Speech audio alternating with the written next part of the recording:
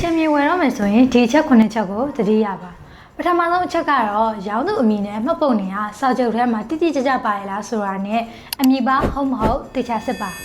ဒုတိယကတော့မြေနေရာတိုင်းတာပါ grand စာရွက်ပါအချက်အလက်နဲ့စာချုပ်ပါအကျယ်ဝန်းမြေကွန်းအမှတ်တွေဆက်တဲ့ကြမ်းကြတိုက်ဆိုင်စစ်ဆေးပါ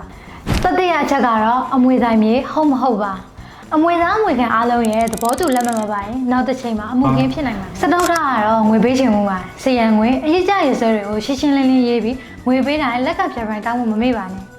ပြင်စမအချက်အနေနဲ့စာချုပ်ဖောက်ပြက်လျင်ပေးဆောင်ရမယ်တန်ကြေးဥပမာစီရန်ငွေနှစ်စားရောရမယ်အချက်ကိုထည့်သွင်းရေးပါစတမအချက်ကတော့နှစ်ဖက်နဲ့အကျိုးစီးပွားမတက်ဆိုင်တဲ့တပ်သိနှစ်ဦးရှိမှလက်မှတ်ထိုးခိုင်းမှုပါပဲနောက်ဆုံးတဲ့အခိုင်အမာဆုံးအချက်ကတော့အရက်ကိစာချုပ်နဲ့ပဲမရက်ပဲစာချုပ်စာတမ်းမှတ်ပုံနေရုံမှာတရားဝင်မှတ်ပုံနေချုပ်ဆိုဖို့ပါပဲ